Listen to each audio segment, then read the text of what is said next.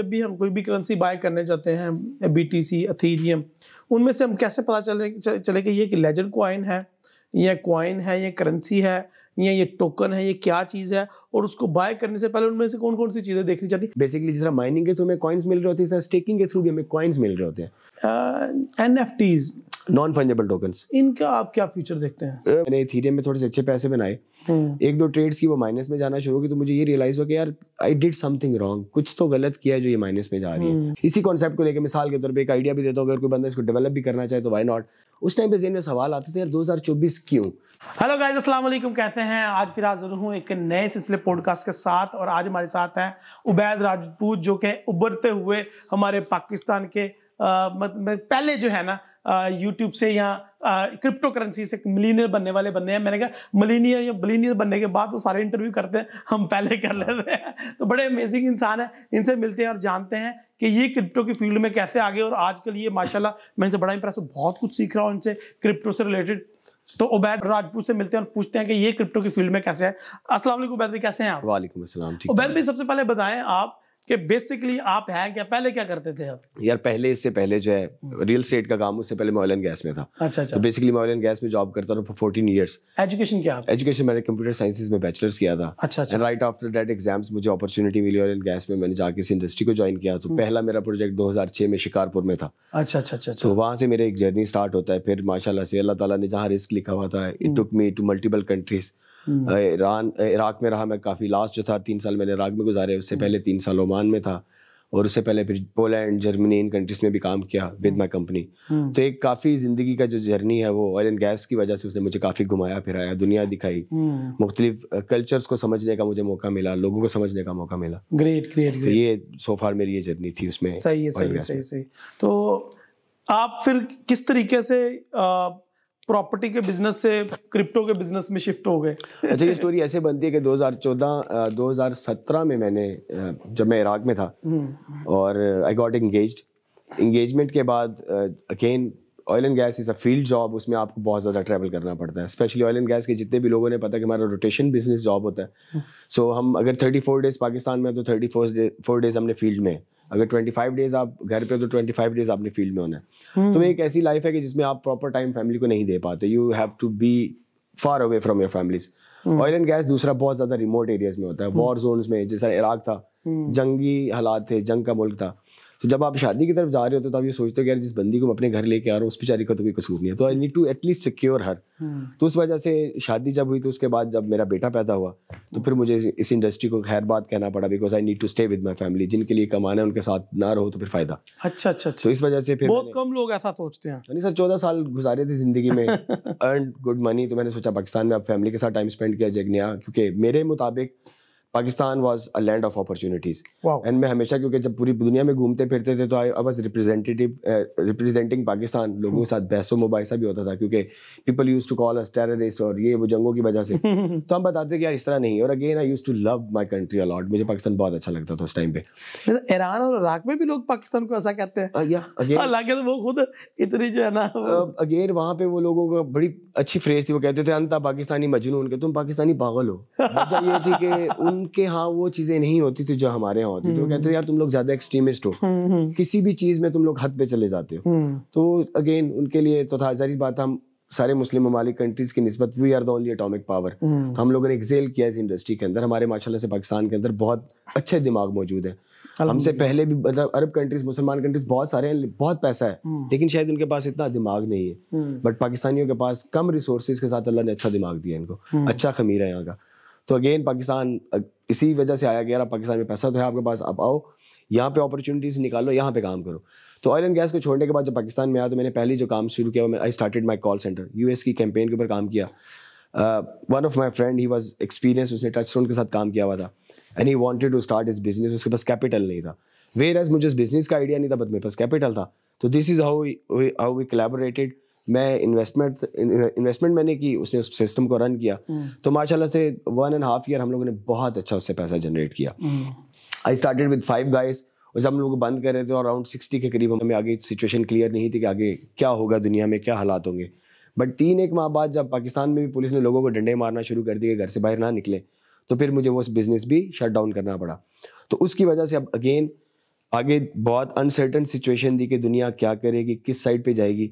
तो मैंने एक चीज़ ऑब्जर्व की कि यार पूरी दुनिया बंद थी माँ सिवाय इंटरनेट के। उस चीज़ ने मुझे क्लिक किया कि यार अगर सारी दुनिया बंद है और इंटरनेट चल रहा है तो देयर मस्ट बी समथिंग। थोड़ी रिसर्च के बाद पता चला कि यार there is a new world order जिसको ग्लोबलाइजेशन कहा जाता है। दुनिया को डिजिटाइज किया जाएगा ताकि पूरी दुनिया डिजिटल प्लेटफॉर्म्स पे आए। वजह क्या थी कि सब एक तरह से सोचे। ग्लोबलाइजेशन का मकसद ही ये था कि सब लोग एक पेज पे आ जाए। Then I figure it out कि यार अगर आप कोई भी बिजनेस करना चाह रहे हो, कोई भी चीज़ फ्यूचर की सोचना चाह रहे हो, तो दैट शुड बी ऑनलाइन। तब मैंने सोचा कि यार ऑनलाइन में तो फिर मुझे क्या सीखना चाहिए।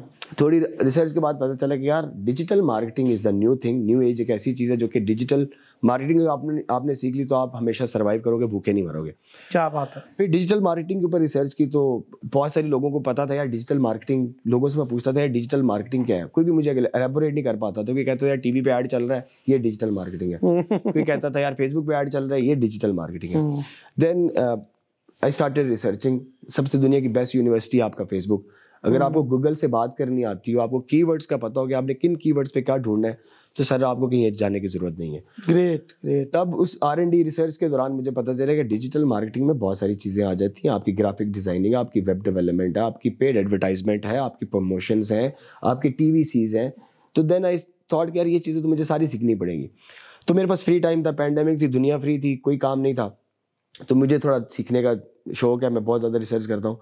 तो मेरे ज़िंदगी के वो 6 माह ऐसे थे कि जिसमें मैं तकरीबन 18 घंटे डेली लगाता था जस्ट लर्निंग के लिए। वाओ। पहले मैंने क्या काम किया, पहली चीज़ मैंने सीखी है वेब डेवलपमेंट। वजह ये कि मैंने एक बिजनेस मॉडल था मेरे पास, उसको मैंने एग्जीक्यूट किया। तो मैंने एक बंदे से वेबसाइट बनाई। उस बंदे ने सर मुझे 2.5 लाख रुपए की वेबसाइट बना के दी, और उसने मुझे बना के दी। जो CMS उसने इस्तेमाल किया वो था ड्रूपल। अब मुझे आइडिया नहीं था, मैंने उसको पैसे भी दे दिए, वेबसाइट भी बन की। जब महीने बाद बनी, उसको हमने ऑपरेशन किया, और जब मैंने अपने बच्चों से कॉल्स अपनी कैंपेन पे करवाई और हमने ट्रैफिक सेंड करना शुरू की, तो पहले दिन हमें 3 सेल्स जनरेट होगी। I was like jumping man, crazy. $300 $400 हमें आ रहे हैं पहले दिन ही, अमेजिंग। अब जब वो बंदा जो हमारे कस्टमर थे उन्होंने जाके पेमेंट प्रोसेस वाले पेज पे गए तो हमारी पेमेंट प्रोसेस ना हो, वहाँ पे जाके उसके अंदर मसला आना शुरू हो गया। मैंने अपने डेवलपर को कॉल की, मैंने कहा सर हमें पेमेंट प्रोसेस में मसला आ रहा है, तो इसको फिक्स कर सकते हैं। डेवलपर सेड भाई मैं तो फैसलाबाद जा रहा हूँ, रास्ते में आपको मंडे तक वेट करना पड़ेगा। That was a shocking thing for me कि यार ये इसने मुझे कौन सा CMS बना के दी जिसमें एक नुक्ता चेंज करने के लिए भी मुझे 3 दिन वेट करना पड़ेगा। जबकि डिजिटल मार्केटिंग में तो मैंने ऐसी कोई चीज़ नहीं सीखी थी कि इतना डिले नहीं, ये तो इंस्टेंट काम होता है, जो मेरी अंडरस्टैंडिंग थी। फिर मेरे पास जो उसके मंडे तक आने का टाइम था ना, ये 2 दिन मेरे पास ऐसे थे कि मैंने आइडेंटिफाई करना था कि यार where did I went wrong, कौन सी चीज़ मैंने गलत की जिसकी वजह से मुझे नुकसान हो रहा है। तो फिर मैंने जब CMS को पढ़ा, यार CMS क्या है, कंटेंट मैनेजमेंट सिस्टम, तो मुझे पता चला कि यार दुनिया के मेरे जो जितने भी कंपेटिटर्स थे उस बिजनेस के, वो सारे वर्डप्रेस पे थे। WordPress is easy to operate, drag and drop and मतलब कुछ भी चेंज करना यू कैन डू इट, आपको कोई डेवलपर्स की टीम की जरूरत नहीं होती। That's the first problem I figure it out कि मुझे ड्रूपल नहीं चाहिए था, मुझे वर्डप्रेस चाहिए थी, क्योंकि मेरा सारा कंपेटिटर भी उस पर बैठा हुआ था। तो मुझे उस बंदे ने इस पे क्यों बना के दी, क्योंकि उसने बेसिकली अपनी जॉब क्रिएट की। उसने कहा जी इसको मैं वेबसाइट बना के दूंगा, इस पे कुछ भी कराएगा तो मुझे सर्विस मुझसे करवाएगा। नहीं सकता। हाँ, तो मेरा तो मकसद ये नहीं था कि मैं डिपेंड नहीं होना चाह रहा था, मैं चाह रहा था कि मैं इंडिपेंडेंट हूँ इन मामलात में। तो देन मैंने कहा यार नहीं, I need to learn this. WordPress कोई मुश्किल नहीं है।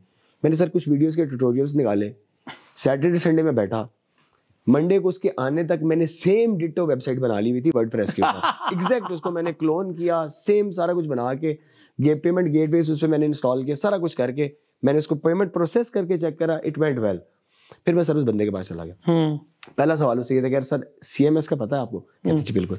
मैंने कहा मुझे ये बताइए आपने मुझे ड्रूपल क्यों बना के दी? कहता ड्रूपल पे अमेरिका के स्टेट बैंक भी इस पे बने हुए हैं, वाशिंगटन भी इस पे बना हुआ है, बहुत बड़ी वेबसाइट्स बनती है। मैंने कहा यार मैंने e-कॉमर्स थोड़ी करना था, मुझे तो एक सिंपल 4-5 पेजेस की वेबसाइट लैंडिंग पेज चाहिए था जिसपे लोग आके अपना फॉर्म फिल करें and then they go around. तो then this is how I started learning web development. Web development सीखी तो यार उसमें मुझे मज़ा भी आया। देन आई थॉट कि चलो अब मैंने वेबसाइट तो बना ली है, इस पर लोगों को कैसे लेके आना है। तो उसके लिए मुझे फिर डिजिटल मार्केटिंग के अंदर पेड एडवर्टाइजमेंट, क्योंकि उसमें 2 चीज़ें हम सीखते हैं, SEO और SEM। SEO के अंदर मैं कीवर्ड्स को रैंक करवा के लोगों को ऑर्गेनिकली लेके आ सकता हूँ। SEM के अंदर मैं पेड एडवर्टाइजमेंट के जरिए 6 माह वेट करके रैंक का नहीं वेट करूंगा, मैं वेरी नेक्स्ट डे लोगों को पकड़ के अपनी साइट पे ले आऊंगा। मीन्स मैंने एक टाउन बना लिया, इस टाउन में लोगों को कैसे लाना है, वो पेड एडवर्टाइजमेंट है। फिर मैंने वो सीखी। सो ये मेरा एक जर्नी स्टार्ट हुआ 6 माह के अंदर। माशाल्लाह से मैंने web development, digital marketing, SEO, SEM, graphic designing, ये सारे काम मैंने खुद सीखे। वजह ये थी कि यार इन सारों में से कोई भी सर्विसेज में सेल करूंगा तो I can earn money, plus अगर मैं टीम भी बिठाता तो मुझे खुद पता होगा यार इनसे मैंने करवाना क्या है। सो ये मेरा एक जो जर्नी स्टार्ट हुआ डिजिटल मार्केटिंग का। अब जब मैंने ये काम सीख लिया तो मेरे पास अब ऑप्शन था कि यार मैंने प्रोडक्ट कौन सी चूज़ करनी है। डिजिटल मार्केटिंग, आपको सामान ऑनलाइन बेचना तो आ गया, अब प्रोडक्ट कौन सी आप चूज़ करेंगे।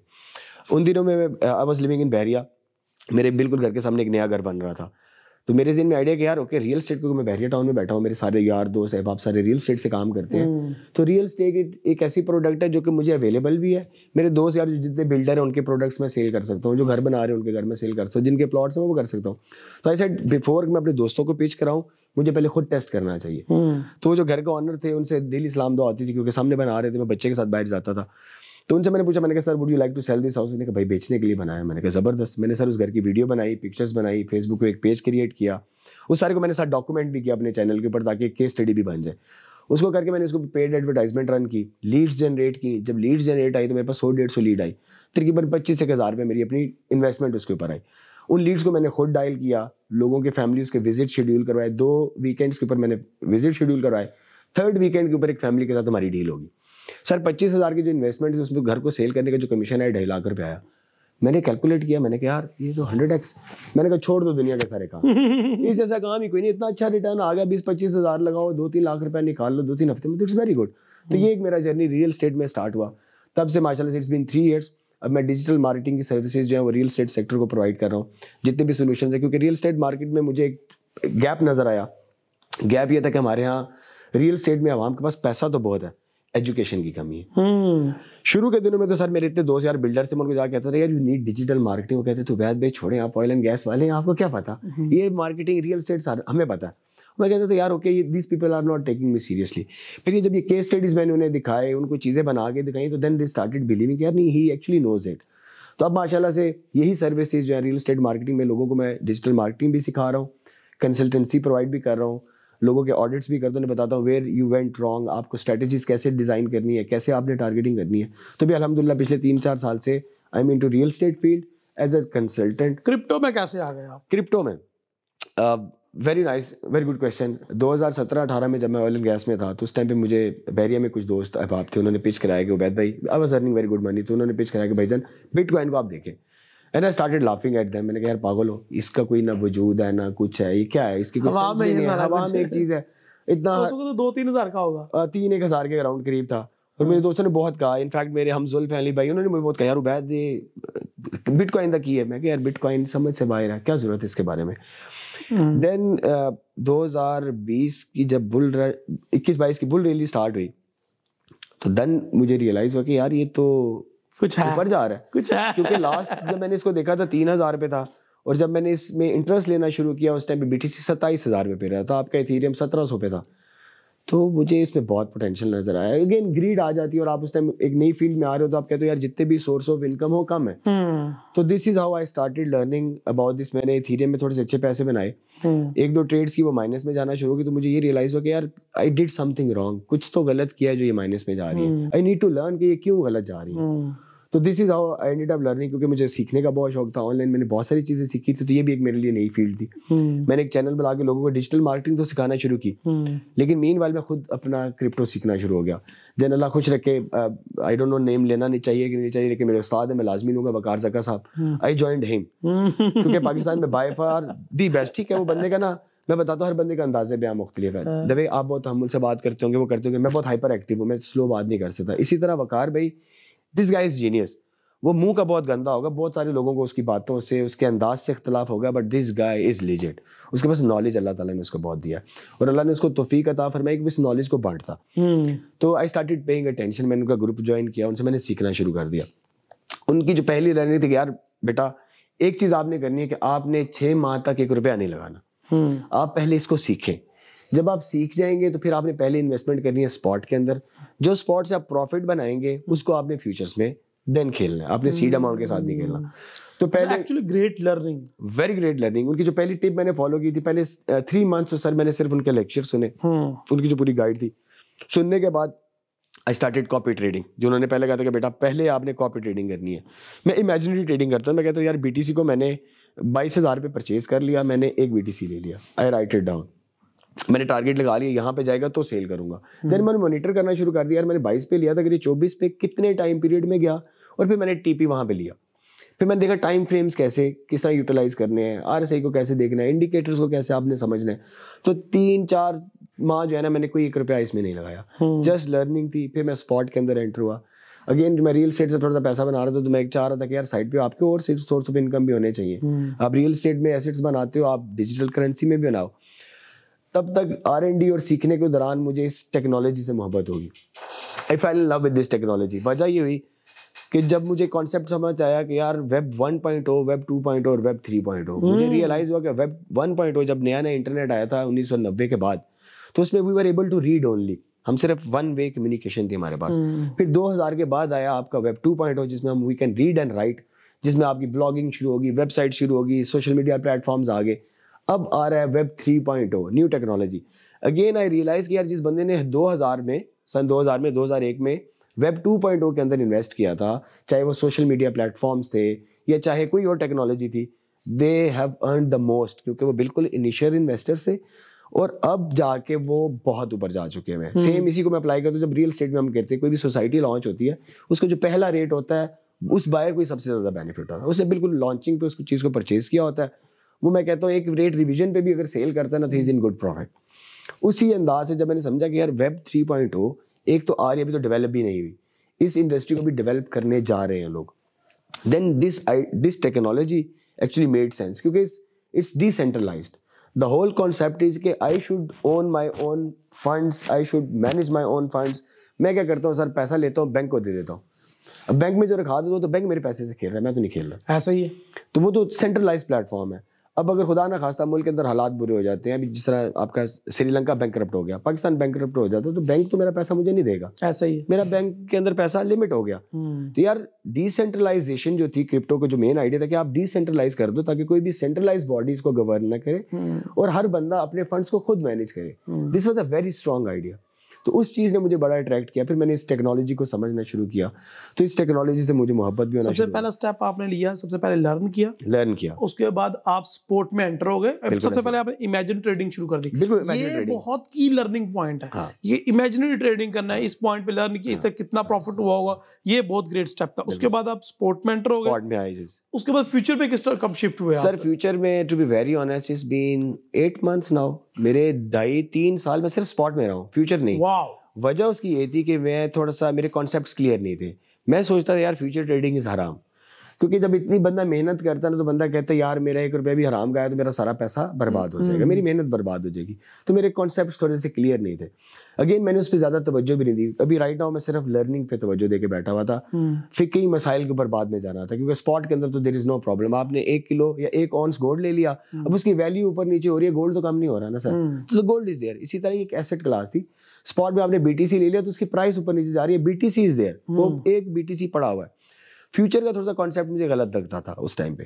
फिर रिसर्च की, जब उल्मा को भी सुना, उल्मा में तो था ऐसा कि यार अभी since is a new technology तो उनका भी कोई इतना खास फ्रेमवर्क या गाइडलाइंस नहीं थी। जब मैंने इसके कॉन्सेप्ट्स को समझा तो मुझे आइडिया हुआ कि नहीं यार इट्स नॉट हराम, बिकॉज मैं ब्लाइंडली ट्रेड नहीं कर रहा। हराम मेरे लिए तब है जब मैं 2 घोड़ों के ऊपर जुआ लगा दूं तो कौन सा घोड़ा जीतेगा। अब मुझे नहीं पता वो क्यों जीतेगा, किस वजह से जीतेगा, बट BTC के ऊपर अगर मैंने टेक्निकल एनालिसिस सीख लिया ना तो सर 80% तो मुझे पता है BTC आगे कौन सी मूव करेगा। तो जब ये चीज़ का मुझे पता है तो वो जुआ तो नहीं है। बाकी बिजनेस के अंदर profit and loss is same thing. Business कारोबार वही है जिसमें नफा भी है, नुकसान भी है। और दूसरी बात ये है कि आपका सारा कुछ नहीं जा रहा, आप जितना लगा रहे हो, जो आपका प्रॉफिट का पोटेंशियल के हिसाब से वही चीज़ है। खैर, फ्यूचर ट्रेडिंग में आपका एक्सपीरियंस कैसा रहा अभी तक? Very good, very good. उसकी वजह यह है कि जब आप 2-3 साल स्पॉट में लगा के आते हो, ओए होए होए होए सर पहली बात है फ्यूचर में आप पूरे रगड़े खाए हैं भाई साहब, पूरे रगड़े। जब 2 साल आपने लगाए हो ना स्पॉट में, तो फ्यूचर में जो आप पैसा लगा रहे होते हैं ना, आप जेब से नहीं लगा रहे होते, आप स्पॉट का प्रॉफिट लगा रहे होते हैं। तो मैं कहता हूँ उड़ता भी है ना, आपको टेंशन नहीं होती। आपने मेंटोर को बड़े अच्छे तरीके से फॉलो किया यार, वो करना था, क्योंकि मेंटोर जैसा भी हो, मेंटोर तो सबको सेम, कुछ उसमें से पिक करते, कुछ नहीं पिक करते। हाँ, नहीं, अगर मैं फॉलो गाइडलाइंस नहीं करता तो यार मेरा अपना नुकसान था। वकार भाई का तो कोई नुकसान नहीं है, उन्होंने तो बता दिया भाईजान इस तरीके से फॉलो करोगे तो नुकसान से बचोगे। अब जब मैंने एक चीज सीखनी है तो यार I actually have to follow my mentor. पहला बंदा देख रहा हूँ कि जो वकार भाई की तारीफ कर रहा है, हाँ। और जिन्होंने वहां से सीखा भी है। यार वजह उसकी है कि उस बंदे ने वाकई दुनिया में ना वैल्यू ऐड की है। मैं क्या, मजे की चीज है, कोई भी पाकिस्तान में बंदा ये नहीं कह सकता कि यार मैं वकार भाई से इस काम में पुराना हूँ। आज जितने भी लोग पाकिस्तान में पैसा अर्न कर रहे हैं ना, वकार भाई ने सिखाया कि भाईजान ग्रुप बना के कैसे पैसा बनाना है, सिग्नल जनरेट करके कैसे पैसा बनाना है, इससे पहले किसी को नहीं पता था। ना he is the Pioneer, he is the trend setter. उसने हम लोग सारों को बता दिया भाईजान इस तरीके से ग्रुप बनाओ, इस तरीके से सिग्नल जनरेट करो, इस तरीके से पैसा बनाओ, वही चीज तो वो करते हैं। तो अगेन हमें कई चीज़ों से इख्तलाफ हो सकता है, लेकिन उनके इल्म से और उनके सिखाने से हमें इख्तलाफ नहीं हो सकता। नॉलेज अल्लाह ने बहुत दिया है, और मैं अगेन सीखा तो हम लोगों ने साल पहले से उनसे सीख लिया हुआ है, लेकिन अभी मैं उनका मेंबर हूँ प्रीमियम का, और मैं लाइफ टाइम रहूंगा। भाई जितनी उन्होंने मुझे वैल्यू ऐड कर ली ना, मैं सारी जिंदगी भी पैसा देता रहूँ ना कम है, क्योंकि इल्म का कोई सब्सिट्यूट, उसकी कोई पेमेंट नहीं है, मैं नहीं अदा कर सकता। तो मुझे जितनी वैल्यू उन्होंने दे दी ना भाईजान, मैं जब तक जिंदा हूँ मेरे अकाउंट से पैसा उनको जाएगा। क्या बात है। क्रिप्टो का फ्यूचर क्या देख रहे हैं आप? Sir future is very bright. उसकी वजह बिकॉज ऑफ द टेक्नोलॉजी। जिसने 2000 में आपके सोशल मीडिया प्लेटफॉर्म्स के ऊपर, अमेजोन के ऊपर, इन टेक्स के ऊपर इन्वेस्ट किया था ना, उन्होंने सबसे ज्यादा दुनिया में इस टाइम पे पैसा कमाया। अगेन क्योंकि उस टाइम पे ये टेक्नोलॉजीज न्यू थी। अभी वर्ल्ड के अंदर आपकी डिसेंट्रलाइज और ब्लॉकचेन टेक्नोलॉजी इज न्यू। दुनिया की इसकी अडॉप्टेशन बढ़ती जा रही है। राइट नाउ अगर हम देखें तो पूरी दुनिया के अंदर, जब मैंने इसको स्टार्ट किया था 1% आवाम थी, राइट नाउ अबाउट 3 to 4% दुनिया की आवाम जो क्रिप्टो करेंसी को समझ रही है, पसंद कर रही है, इसको समझने की कोशिश कर रही है। 2000 लास्ट जब इसका बुल सीजन था, जब ये 69 पे गया तो इसकी मार्केट कैपिटलाइजेशन जब $3 ट्रिलियन के करीब थी। अब 1% लेट से 2% आवाम जब इस फील्ड में है, और $3 ट्रिलियन के साथ, और ये 70,000 पे गया हुआ है। तो आप सोचें 2024 में अगर हम 10% आवाम को ले आते हैं तो सर बीटीसी और ये टेक्नोलॉजी कहाँ चली जाएगी? अभी 1% या 3% के साथ हम यहाँ बैठे में हैं, तो इमेजिन 10%, और 10% तो होगा। वजह देखें, 2 साल पहले तक जस्ट हम में से कोई भी बंदा दुनिया को इस चीज़ के बारे में एजुकेट नहीं कर रहा था, बट राइट नाउ हमारे जैसे बहुत सारे हजरात जो दुनिया को बता रहे हैं यार क्रिप्टो करेंसी क्या है, इसमें कितना स्कोप है, इसमें enter means we are educating people, we are encouraging them. हमें हो सकता है साल और लगे, 2 साल और लगे। अच्छा, जो नई यूथ आ रही है वो पूछ रही है आपसे कि भाई हम रियल एस्टेट कंसल्टेंट में जाएं या फिर क्रिप्टो में जाएं, तो क्या एडवाइस करेंगे? दोनों में जाएं। वजह आपने कभी एक चीज पे रिलाई नहीं करना। आज के टाइम में एक सोर्स ऑफ इनकम तो वैसे ही आपके लिए मौत है, ठीक है। जहाँ पे आप रियल एस्टेट में इन्वेस्ट करके वेट करते हैं ना, लाइक शाम को मैं आपकी बात सुन रहा था कि यार रियल एस्टेट में इन्वेस्ट करो तो 5 साल तो अपने जेन में रखो। सर अगर उस माइंड सेट के साथ आप बीटीसी में बैठ जाए ना, तो आपको रियल एस्टेट कभी भी इतना प्रॉफिट नहीं जितना आपको बीटीसी देता है या क्रिप्टो करेंसी देगी, because of technology, because of capitalisation, because of trend जो चेंज हो रहा है। तो इस वजह से इसके अंदर डेफिनेटली अगर आप रियल एस्टेट में तो आप उसमें से कमाएं, आप इसके अंदर कुछ ना कुछ अपना पोर्टफोलियो एलोकेट जरूर करें। आप जब रियल एस्टेट भी तो एक एसेट क्लास ही है ना, उसमें भी रिस्क इन्वॉल्व है। आप एक प्रॉपर्टी लेते हैं, डेवलपर भाग जाता है तो आपका पैसा तो डूब गया। समटाइम्स आपको 6 साल वेट करना पड़ जाता है प्रॉपर्टीज के अंदर कि ताकि वो गेन हो। इवन ब्रेक इवन पे आने के लिए आपको 3 साल वेट करना पड़ता है। ऐसे ही तो सर आप क्रिप्टो में आ जाए तो 3 साल में तो आपके बहुत पैसे निकल आते हैं। अच्छा, मुझे ये बताएं कि अगर नया बंदा क्रिप्टो में आना चाह रहा है तो कहाँ से स्टार्ट करे, क्या स्टेप्स है? अगेन नया बंदा अगर आना चाह रहा है तो सबसे पहली चीज लर्निंग है। बिना लर्निंग आप इसमें बिल्कुल ना आए। आपने पहली चीज समझनी है कि यार बिटकॉइन है क्या, ब्लॉकचेन काम कैसे करता है, इसके अंदर लोग क्यों इन्वेस्टमेंट कर रहे हैं, फिर इनके अंदर 20-22 हज़ार करेंसीज हैं, टोकन्स हैं, आपने कौन से चूज करने हैं, किन को चूज करना है, कब चूज करना है, कब एंट्री लेनी है, कब एग्जिट लेना है। लाइक पिछले बुल रन के अंदर जो हमारे पास आया था उसमें जितने भी प्रोजेक्ट्स थे उनमें से गिने चुने रह गए हैं अभी, बाकी सब दे आर डेड, क्योंकि इसमें बहुत सारे स्कैम्स हैं, बहुत सारी पॉन्जीज हैं। जब तक आपकी रिसर्च और आपकी स्टडी नहीं है ना, आप हमेशा लॉस करेंगे।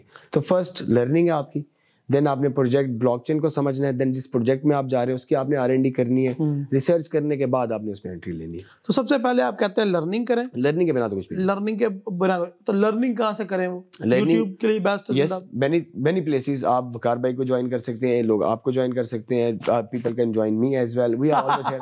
अब वजह ये है कि we are not charging, education is free. मकसद ये कि यार इल्म को बांटना इल्म की ज़कात अदा करने के मुताबिक है। तो अगर मैं कुछ चीज़ सीख के आगे किसी को सिखाता हूँ ना, तो पहली बात है कि जो मुझे सेल्फ सेटिस्फेक्शन मिलेगी ना, शायद उसका कोई भी मुतबादिल नहीं है, क्योंकि मैंने एक चीज़ सीख और सिखाई ताकि लोगों के लिए आसानी पैदा हो। तो जब आप मेंटरिंगशिप में आ जाते हैं, लोगों के लिए आसानियाँ पैदा करना शुरू कर देते ना, अल्लाह आपके लिए खुद आसानी पैदा कर देता।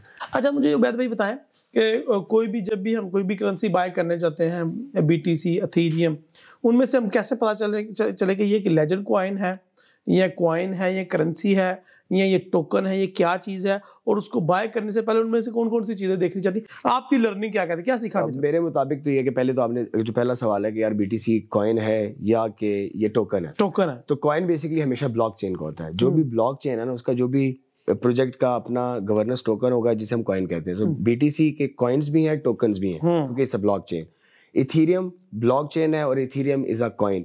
जो टोकन होते हैं वो बेसिकली यूटिलिटीज के लिए इस्तेमाल किए जाते हैं। मींस एक वीडियो गेम आ गई है, उस वीडियो गेम को अगर मैं खेलना चाह रहा हूँ तो मुझे उस वीडियो गेम का टोकन लेना है, लेकिन वो वीडियो गेम किसी ब्लॉकचेन पे बनी हुई है। मिसाल के तौर पे ऑक्सी इन्फिनिटी किस ब्लॉकचेन पे बनी हुई है? इथेरियम की। इथेरियम इज अ कॉइन, लेकिन ऑक्सी इन्फिनिटी को खेलने के लिए मुझे AXS टोकन लेना पड़ेगा। तो अगर मैंने कोई यूटिलिटी या सर्विस इस्तेमाल करनी है उसके लिए मुझे कॉइन टोकन इस्तेमाल करना पड़ेगा। अगर मैं टेक के ऊपर जा रहा हूँ, ब्लॉकचेन के ऊपर, तो उसका मैं कॉइन यूज करूंगा। तो ये भी इसका मतलब ये है कि किसी भी कॉइन या किसी भी करेंसी को जानना हो कि कितनी मजबूत है, तो ये देखा जा सकता है कि इसके कितने को टोकन है। बेसिकली ये देखा जा सकता है कि यार उस करेंसी का यूज केस क्या है। यूज केस क्या है? यूज केस आपने पहली चीज हमेशा देखनी है कि उसका फायदा क्या है, किस चीज के लिए, उसे किस चीज के लिए इस्तेमाल किया जा रहा है। डोज को अंदर की फायदा कोई फायदा नहीं।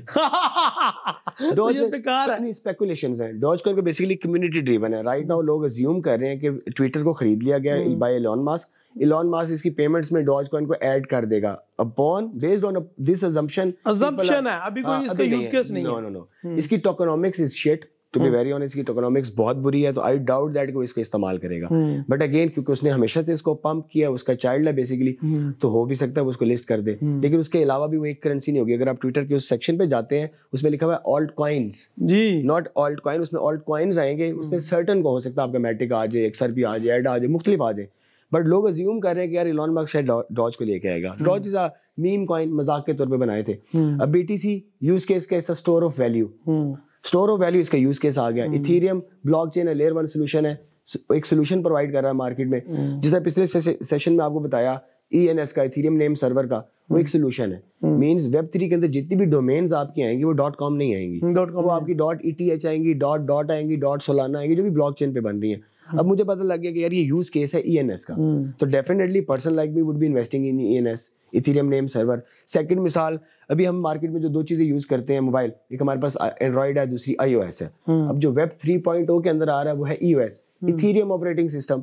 तो भाई जनाब मुझे पता है कि दो टेक्नोलॉजीज का जो मुतबादल आ रहा है, definitely I be investing in that technology, क्योंकि जितने भी फोन्स आगे Web 3 के आएंगे दुनिया में, उनके ऊपर इथेरियम ऑपरेटिंग सिस्टम होगा। तो I should be investing in EOS। अब मैंने देख लिया कि यार EOS जो कॉइन है या जो टोकन है, इसका यूज केस क्या है। जब भी किसी चीज का यूज केस का मुझे पता चल जाएगा, ये कौन सा सोल्यूशन मार्केट में प्रोवाइड कर रहा है, कितने टाइम पीरियड में कर रहा है, और उस सोल्यूशन का फ्यूचर क्या है। ऑब्वियसली बात है, अगेन यानी एक सोल्यूशन दे रहा है, उसका फ्यूचर ही कोई नहीं है, तो उसका भी कोई फायदा नहीं है। जिस तरह मीम कॉइन मजाक के तौर पे बना दिए। अब जिन लोगों की R&D या रिसर्च नहीं है, जो ये यूज केस नहीं देखते, वो तो ये देखते हैं यार ये कॉइन पंप कर रहा है तो उसको बाय कर लो। क्यों कर रहा है, क्या वजह कर रहा है, नहीं। अगर कोई कॉइन पंप कर रहा होता है ना, तो उसके पीछे कोई ना कोई, या तो उसका फंडामेंटल चेंज हो रहा होता है, या कोई इवेंट आ रहा होता है जिसकी वजह से उसके अंदर हाइप आ रही होती है। तो ब्लाइंडली आप कभी भी इस चीज में एंटर नहीं होते। तो हमेशा यूज केस को देख के आप उस इंडस्ट्री में आए। आपको पता हो गया मैं जिस प्रोजेक्ट के अंदर बाय कर रहा हूँ ये कौन सा सोल्यूशन प्रोवाइड करता है, प्लस क्योंकि since it's a new technology, तो जितने भी सॉल्यूशंस हैं ये भी बिल्ट हो रहे हैं, डेवलप हो रहे हैं। इनमें से बहुत सारे भी नहीं डेवलप हुए हुए, अभी सिर्फ कॉन्सेप्ट्स हैं, उसके ऊपर उन लोगों ने फंडिंग्स इकट्ठी की हैं, डेवलपर्स बिठाए हैं। अब उनका जब हम टोकनॉमिक्स देखते हैं या उनका वाइट पेपर पढ़ते हैं, तो हमें उनका रोड मैप मिल जाता है कि जी इस क्वार्टर के अंदर ये दो चीजें ये बनाएंगे, अगले क्वार्टर के अंदर ये ट्रेडमार्क या अपना कंप्लीट करेंगे। तो अब एक प्रोजेक्ट की डेवलपमेंट में 3 से 4 साल लग जाते हैं। For example Thor chain was launch in 2019। ये डिसेंट्रलाइज्ड एक्सचेंज है। अब 2019 से इनका रून कॉइन आ गया मार्केट में। वो $5, $2, $3, $6, कभी 21 पे चला गया, कभी 15 पे आ गया। बट एक्चुअल ब्लॉकचेन 4-5 माह पहले लॉन्च हुई है। 2019 से दे वर डेवलपिंग, इसके अंडर डेवलपमेंट थी, काम हो रहा था, मुख्तलिफ फेजेस आ रहे थे, टेस्ट नेट आ रहा था। अब जाके इट्स कम्प्लीटली ऑपरेशनल।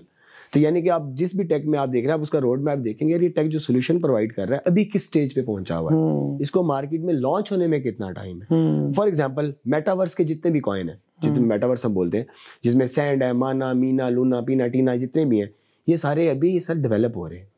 ये अभी मेटावर्स लॉन्च नहीं हुआ। फॉर एग्जांपल पोल्का डॉट की ब्लॉकचेन के ऊपर एक मेटावर्स लॉन्च हो रहा है, ब्लॉकथोपिया।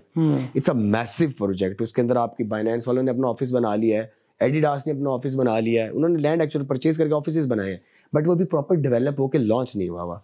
आने वाले शायद in a year it will be launched. अब जब वो लॉन्च्ड हो जाएगा तब उसकी वैल्यू डिफरेंट चली जाएगी, क्योंकि अभी स्टिल अंडर डेवलपमेंट है। और जितनी भी बड़ी बड़ी कंपनीज है अभी उनके अंडर डेवलपमेंट प्रोसेस के अंदर चीजें उनसे परचेज करके उनको इन्वेस्टमेंट दे रही है।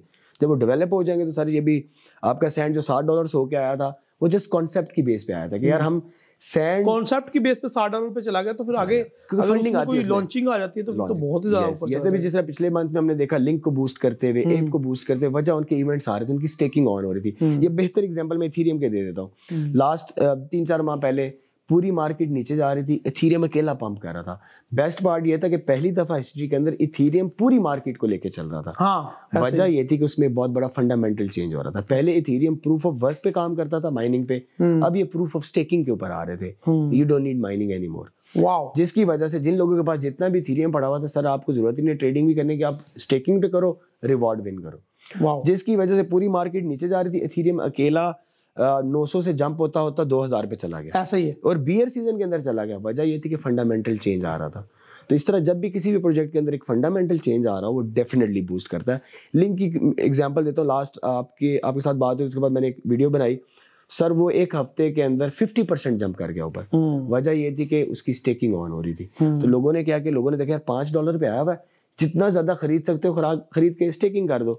अभी $60 पे फिर रहा है, $2 तो अभी वो ऐसे प्रॉफिट में बैठे हैं वहां से, अगर उन्होंने बाइंग की हुई थी 3 हफ्ते पहले, तो अभी तक $2 वैसे ही प्रॉफिट में है। और आगे इसका अगर हम ऑल टाइम हाई देखते हैं तो वहां तक तो इसने जाना ही जाना है। 20 है, 25 है, 50 है, इसने जाएगा ही जाएगा। अगर आपने $5 की प्राइस के ऊपर ₹1,00,000 के लेके स्टेक कर दिए मैंने, तो सर जब तक आप now you wait for the bull season 2024 तक आपके उन कॉइन्स ने इतने बच्चे पैदा कर दिए होंगे ना कि आपको तो समझ नहीं आएगी, तो मेरा प्रॉफिट से भी बहुत ऊपर मैं निकल गया हूँ। क्योंकि स्टेकिंग के अंदर आपको पैसे नहीं मिलते, आपको कॉइन्स मिलते हैं। बेसिकली जिस तरह माइनिंग के थ्रू हमें कॉइन्स मिल रहे होते हैं, स्टेकिंग के थ्रू भी हमें कॉइन्स मिल रहे होते हैं।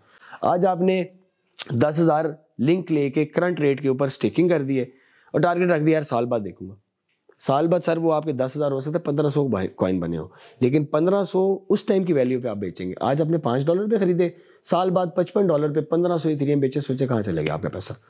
तो स्टेकिंग ये फंडामेंटल चेंज था। जब फंडामेंटल चेंजेस के ऊपर आप जाते हैं या न्यूज़ और इवेंट्स को भी आप मॉनिटर करते हैं और इनकी प्रोग्रेस को मॉनिटर करते हैं, you can never be in loss, क्योंकि आपको पता होगा यार किस जगह पे मैंने इस पे एंट्री लेनी है, कहाँ पे मैंने एग्जिट लेना है। For example if I bought Ethereum link को मैंने बाय कर लिया 5 पे, तो मैंने अब देखना है यार ऑल टाइम हाई का टारगेट रख लेना, क्योंकि ये तो ऑलमोस्ट बॉटम के करीब है। इससे नीचे 3 पे भी जाएगा तो मैं खुशी खुशी अपना बैग और भरूंगा, क्योंकि मुझे पता है यार मूड हो सकता है अगले 2 साल भी वापस ना आए यहाँ पे।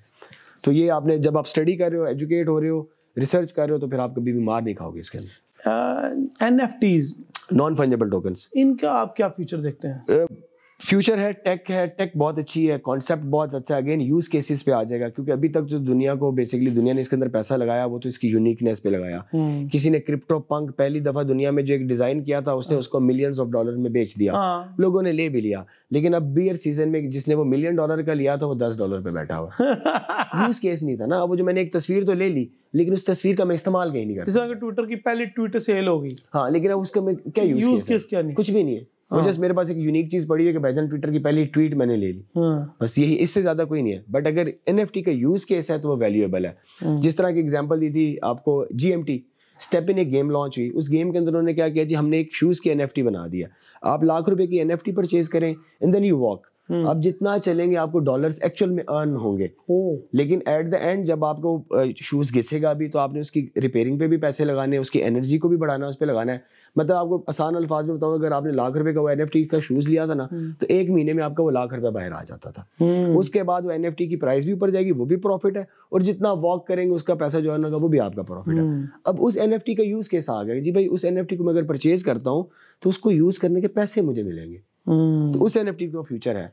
जिस तरह के कुछ म्यूजिक्स के कॉपीराइट्स हैं, कुछ पिक्चर्स के पेंटर्स के, वो तो रियल में जिसने बनाई है, अब म्यूजिक इनके यूज केस हैं ये। हाँ, अब देखिए यूज केस है, आपने एक गाना बनाया, उसको आपने नॉन फंजेबल टोकन के ऊपर ब्लॉकचेन पे रजिस्टर कर दिया। अब किसी मैं चाहता हूँ यार आपका गाना मैं कहीं यूज करूँ, मैं अपनी वीडियो में लगाऊं, आई हैव टू पे you. So that is uniqueness, वो आपका यूज केस आ गया, because you cannot replicate it, you cannot steal my song। लेकिन अभी तक जो हमारे पास एग्जांपल्स है ना, वो बहुत बुरी हैं। और जिस तरह पंक बन गए, बुरी 5-6 तस्वीरें मिला के जी $मिलियंस ऑफ डॉलर पे चली गई। मतलब बंदा, हम जैसा बंदा समझ नहीं सका सर कि भाई इतना महंगा क्यों। तो इस तरह की एग्जांपल ने अभी, उसकी सर वजह ये थी कि देखिए जब एक नई प्रोडक्ट मार्केट में आ रही होती है ना, तो उसका आपने पहले मार्केट के अंदर एक रेट सेट करना होता है। बेंचमार्क जो इन्वेंटर्स होते हैं ना, ये खुद ही करते हैं। मिसाल के तौर पे मैं आपको ग्रे हेड टेक्निक बताता हूँ, चाहे वो NFT में इस्तेमाल करें, चाहे वो किसी भी फ्रीलांसिंग में इस्तेमाल करें। वो SEO में भी होती है। अब बिल्कुल ऐसे ही हम करते हैं कि फॉर एग्जांपल कोई बंदा फाइवर पे काम कर रहा है तो नए अकाउंट को काम नहीं मिलता, तो हम करते हैं कि अपने यार दोस्त है बाबा को खुद ही पैसे देते हैं, भाईजान उधर से जाकर मुझे ऑर्डर दो और मुझे रैंक करो। जब आप मुझे फीडबैक दो, फीडबैक स्टार्स दो 5, सेम चीज होती है, मुझे टिप भी दो। वो भी टिप आप खुद पे कर रहे थे। बिल्कुल ऐसे। मैंने NFT बनाई, मैंने आपको बोला भाईजान मैं आपको $1 मिलियन लेता हूँ, मेरे से लो, जिस तरह आप खरीदोगे इसका रेट तो मार्केट में सेट होगा ना $1 मिलियन, अब उससे नीचे तो बिकेगी नहीं। वो $1 मिलियन हमें आपस में सर्कुलेट किया, लेकिन दुनिया को तो हमने बता दिया भाईजान $1 मिलियन की आ गई है। अब अगला बंदा सोचेगा यार इसने $1 मिलियन की खरीदी है, मैं इसे 1.1 मिलियन की ले लूंगा, मैंने उसको बेच दी। मतलब to an extent it was a scam, क्योंकि उसका कोई यूज केस नहीं था, नई टेक्नोलॉजी थी, लोगों ने खुद उसका बेंचमार्क सेट किया, उनको निकाल दिया। अब जिन्होंने उनसे आगे लोगों ने ले लिया वो अभी लॉस में बैठे हैं, क्योंकि उन्होंने उस हाइप में ले लिया कि यार अगर इसने $1 मिलियन के लिए तो और ऊपर जाएगी। अच्छा, एंड पे मुझे बताएं कि अभी फिलहाल इन दीज डेज आप क्या समझते हैं, दिसंबर के 22 के एंड में बैठे हुए हैं हम, कौन कौन से टोकन कॉइन्स हैं जिनमें आपको लगता है कि यार अभी ये जो बेरिश रन चल रहा है, कौन से कॉइन लेके रख के भूल जाओ? यार सबसे अच्छी आपके लिए ऑब्जर्वेशनल के लिए बात के लिए एक चीज बता दूं, बियर सीजन के अंदर जितने भी कॉइन्स ने परफॉर्म किए हैं ना, इनको आपने कभी नहीं छोड़ना। वजह ये फंडामेंटली स्ट्रॉन्ग प्रोजेक्ट थे। लाइक दुनिया ने मिसाल के तौर पे Link, Uniswap, AAV, Matic, not Solana, AXS, Axie Infinity बड़ा अच्छा गया, उसके टोकनॉमिक्स चेंज हो रहे थे, प्लस आपका बेसिक अटेंशन टोकन, इथेरियम। वजह ये वो फंडामेंटल स्ट्रॉन्ग कॉइन्स थे कि दुनिया जब कोलैप्स कर रही थी, दुनिया का स्मार्ट इन्वेस्टर इनमें पैसा लगा रहा था। उन्हें पता था कि यार ये फंडामेंटली इतने स्ट्रॉन्ग प्रोजेक्ट हैं कि ये जीरो नहीं हो सकते, तबाह नहीं हो सकते अनलेस अंटिल। यानी कि आप ये कहना चाह रहे जब BTC गिर रहा था, जब BTC के अंदर एक ब्लड बाथिंग जारी थी, तब भी अच्छा परफॉर्म कर रहे थे? नहीं, तब ये उस हिसाब से कम गिर रहे थे, कैपिटलाइजेशन देर। लेकिन BTC जिस तरह आके कहीं पे ब्रेक लगाता था, जहां पे ब्रेक लगाता था, सबसे पहले रिकवर करने वाले ये कॉइन्स होते थे। आउट ऑफ 21,000 करेंसीज अगर 5 करेंसीज वापस पुल बैक अच्छा कर रही हैं, व्हिच मींस उसके अंदर ऑर्डर्स लगे हुए, इसमें कोई उसके अंदर कुछ तो है, पैसा डाल रहे हैं लोग, उन्हें पता है यार इनके फंडामेंटल स्ट्रांग है। क्योंकि बियर सीजन में अगर कोई भी बंदा इन्वेस्ट कर रहा होता है, मे बी इनको कोई यूज केस अच्छा हो। बेसिक ऐसे रखे, देखिए बियर सीजन जब हर साइड पे तबाही चल रही है ना, तो आम आवाम रिटेलर्स आर स्केयर्ड, पहले तो उनका अकाउंट्स उड़ रहे होते हैं, पैसा कौन लगा रहा होता है? That is smart investor, institutions. तो ऐसे टाइम पे जब हर चीज गिर रही होती है और कोई कॉइन रिकवर करना शुरू कर देते हैं, तब हम रिटेलर्स नहीं उठा रहे होते, वो इंस्टीट्यूशंस उठा रहे होते हैं। तो अगर आप कैंडल्स को पढ़ना आ जाता है, आप टेक्निकल एनालिसिस कर रहे हैं ना, तो आपको पता चल जाता है भाईजान इस पे इस टाइम पे बाइंग बैठी भी है। तो जो जिन कॉइन्स ने भी बियर सीजन में अच्छा परफॉर्म किया ना, कि गिरने के बाद बहुत अच्छी रिकवरी की, उनको आप लाजमी यूटिलाइज करें। देन आप फंडामेंटल चेंज देखें, आपने देखा जैसे मैंने थोड़ी देर पहले आपकी वीडियो में बताया था कि यार लूना के क्रैश के बाद उनके इकोसिस्टम से 50 प्रोजेक्ट निकल के मैटिक में आ गए। अब अगर आप फंडामेंटली चीजों को देख रहे हैं तो यार इससे बड़ी बुलिश न्यूज हो नहीं सकती। इसी वजह से 30 सेंट से उठ के वो $1 पे 70 सेंट की जंप लग गया। अभी तक वो फंक्शनली उनकी इन्वेस्टमेंट तो नहीं आई अभी तक। नहीं, अभी वो क्योंकि वो जो जितने भी इकोसिस्टम में काम करते हैं वो ज्यादातर या तो मेटावर्स के प्रोजेक्ट्स हैं, गेमिंग के प्रोजेक्ट्स हैं, Web3 के प्रोजेक्ट्स हैं, वो तो अभी अंडर डेवलपमेंट है। तो अभी वो प्रोजेक्ट्स आर देयर, क्योंकि वो वहां से तो ट्रांसफर हो गए इसकी ब्लॉकचेन के ऊपर, अब उनमें फंडिंग आएगी। अच्छा, कुछ देर पहले हम सुन रहे थे कि फेसबुक जो कॉइन लॉन्च कर रहा है अपना, उसका क्या बना? यार नो आइडिया, स्पेकुलेशंस थी मार्केट के अंदर कि अपना लिब्रा कॉइन लॉन्च करेंगे। करते तो अच्छी बात है। Elon Musk is a bit too late, उसने मेटावर्स लॉन्च होने के काफी अरसे बाद अपने फेसबुक को मेटा बनाया। बेसिकली द होल कॉन्सेप्ट वो भी मेटावर्स में जाना चाह रहा है। तो मेटावर्स का मेन कॉन्सेप्ट तो ये है कि यार आपको फिजिकली कहीं जाने की जरूरत नहीं है, आप अपनी सोल को ट्रांसपोर्ट कर दें। आप VR लगाएंगे, आप एक्चुअल उस कार्टून की दुनिया में चले जाएंगे, आपका अवतार वहाँ पे बैठा हुआ है। मैंने कनाडा में मीटिंग करनी है तो मुझे यहाँ से वीजा लेके फ्लाई करने की जरूरत नहीं है, मैं VR पहनूंगा, आई एम इन कनाडा, मैं वहाँ बैठ के जिस बंदे से मीटिंग करनी है करूंगा, बिजनेस करूंगा, देन VR उतारी, my soul is back in Pakistan. तो वो जो लिमिटेशंस थी दुनिया में इधर मूव करने की, वो खत्म होगी। This is the main concept of metaverse, कि आप अपनी सोल को वहाँ ट्रांसपोर्ट करें। आप वही ग्लोबलाइजेशन, पूरी दुनिया आपकी एक ग्रिप में आ जाती है, आपको कहीं ट्रैवलिंग की जरूरत नहीं है, पूरी दुनिया में ट्रैवलिंग की सेक्शंस लगी हुई हैं, बीमारियां भी आई हुई हैं, कोई मसला नहीं है। इसी कॉन्सेप्ट को लेकर मिसाल के तौर पे एक आइडिया भी देता हूँ, अगर कोई बंदा इसको डेवलप भी करना चाहे तो व्हाई नॉट।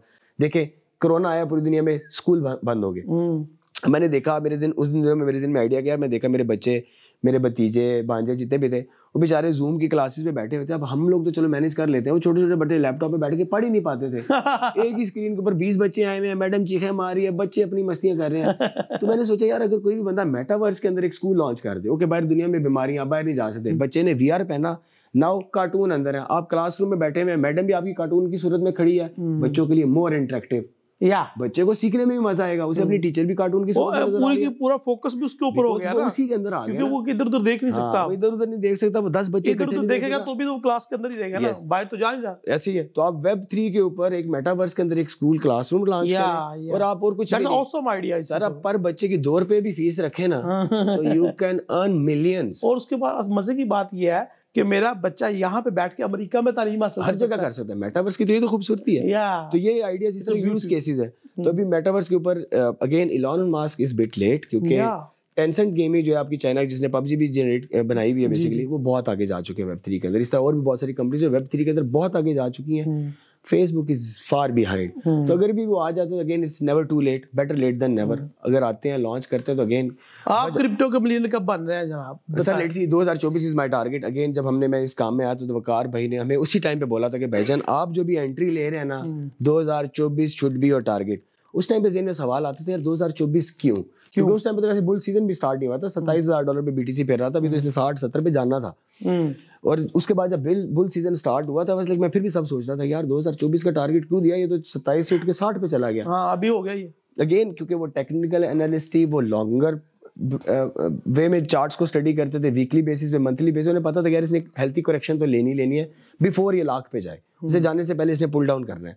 सेकंड 2024 का तब टारगेट हम लोगों ने ज़हन में रखा था कि यार अभी तो मार्केट दुनिया में जब हम एंटर हुए थे 1% आवाम थी, 2024 तक हम एक्सपेक्ट करें कि यार 10% आवाम होगी एंड डेफिनेटली हम उन लोगों में कंट्रीब्यूटर्स होंगे जो दुनिया को साइड पे लेके आने वाले हैं। हमारी सारी चीज़ का क्या मकसद है यार, हम भी तो सिखा रहे हैं ना लोगों को। एग्जैक्टली यही अवेयरनेस है। और यही अवेयरनेस के थ्रू अगर हमने आज इनिशिएटिव ले लिया तो सर 2 साल बाद हमारे अच्छे खासे स्टूडेंट्स होंगे, अच्छे खासे लोगों के जिंदगी में हम वैल्यू ऐड कर चुके होंगे। तो 2024 is not far, after 1 year you will see दुनिया कितनी ज़्यादा इसमें आ जाती है। तो डेफिनेटली वो मेरा टारगेट है कि उस टाइम पे बियर सीजन में मैं जितने भी कॉइन्स अकोमुलेट कर रहा हूँ वो मैं तब कैश आउट करूंगा। उसी माइंड से बैठा हुआ हूँ। जिस तरह रियल एस्टेट में एक प्लॉट लेता हूँ मैं 4 साल दिन में रखता हूँ ना, तो BTC और क्रिप्टो में भी मैंने 2 साल रख सकता हूं आराम से रखने। That this is how I will become millionaire. अगर मैं कहता हूँ मैं रातों रात मलक रियाज बन जाऊँ तो नॉट। बहुत सारे लोगों ने बुल रन में कॉइन लिए थे। फॉर एग्जांपल किसी ने $1 लाख लगाया है तो इस टाइम वो उसका 10-15 हज़ार डॉलर, ठीक है। अभी तो फिर उनको यही एडवाइस करनी चाहिए कि वेट करें और 2024 के बाद वो दोबारा $1.5-2 लाख पे खड़े होंगे, आराम से जाएंगे। अगेन जिसने पुराना बाय लेट से 50 पे किया था तो उसे पहला कॉन्सेप्ट ये समझना DCA, डॉलर कॉस्ट एवरेज। क्यों? अगर आपने 50 पे बाय कर लिया तो और 15 पे आप मिस करते हैं तो आप जैसा बेवकूफ़ कोई नहीं है। वजह सर लेट से $55,000 पे मैंने $10,000 का BTC बाय कर लिया। अभी जब वो 15,000 पे आया हुआ ना तो मुझे फिर 10,000 का जरूर बाय करना है। मेरी 55 की बाइंग लेकिन उसका यूज केस जरूर देखना पहले। जिस तरह की आडा कॉइन है फॉर एग्जांपल, मैंने बहुत ऊपर से बाय किया था, अब नीचे से आके मुझे दोबारा बाय नहीं करना चाहिए अगर उसका यूज केस स्ट्रांग नहीं है तो। उसकी वजह ये कि एडा ने जो प्रोमिसेस मार्केट में किए थे वो पूरे नहीं किए अभी तक, वो स्लो चल रहे हैं, पूरे भी नहीं किए। और दूसरी बात है कि उसकी रेप्लिका भी बहुत ज्यादा आ चुका है और जो सेम सॉल्यूशंस और प्रोजेक्ट लेके आ चुके हैं, बहुत ज्यादा अच्छे प्रोवाइड कर रहे हैं, अच्छे कर रहे हैं। यही वजह। तो अगेन उसमें नहीं, अगर आप DCA करते हो तो आप फंडामेंटली स्ट्रांग। मैं BTC की बात कर रहा हूँ, BTC में आप लास्ट भी DCA करें। आप 55 पे लेके अभी तक बैठ के इंतजार करते रहे कि खाली 55 पे जाने का, तो नॉट अकलमंदी। आप 55 पे लेते हैं, 15 पे भी अकोमुलेट करें। जब आप 15 पे भी सेम अमाउंट का खरीदेंगे ना तो आपकी पहली जो बाइंग थी वो 55 की जगह सर 30-32 के करीब, 28 के करीब आ जाएगी। अब 28 से ऊपर जब जाना शुरू हो जाएंगे आपका प्रॉफिट शुरू हो जाएगा। आपको 55 जाने का वेट नहीं करना। तो अगर आप लेट से वहां पे $10,000 का खरीदा तो अभी 20 का खरीद लें, आपकी एवरेज बाइंग $20,000 पे आ जाएगी, तो 55 तो आपका खत्म हो गया। तो यानी 20 से ऊपर आपका प्रॉफिट है। अंटिल 55 आप will be in very good profit. Ubaid भाई बहुत शुक्रिया, great to having you. Thank you very much for your time. जज़ाकल्लाह, pleasure is all mine. Great friends, ये तो उबैद भाई हमारे साथ। उबैद भाई से आपको बहुत कुछ लर्न करने का मौका मिला। मैंने तो बहुत कुछ लर्न किया है, अल्हम्दुलिल्लाह सुम्मा अल्हम्दुलिल्लाह। आपसे मिलेंगे इंशाल्लाह अगली पॉडकास्ट में। प्लीज़ लाइक लाजमी कीजिएगा और कमेंट में अपनी राय ज़रूर पोस्ट कीजिएगा कि आप एग्री करते हैं उबैद भाई से, उनको कौन सी बात अच्छी लगी है। कोई क्वेश्चन है तो पूछें। अगर आपके क्वेश्चन ज़्यादा होंगे तो डेफिनेटली मैं उनको दोबारा लेके आऊँगा और दोबारा हम क्वेश्चन के ऊपर बात करेंगे। तो आपसे मुलाकात होगी अगली स्ट्रीम में, अगले पॉडकास्ट में। अल्लाह हाफिज़, अस्सलाम वालेकुम।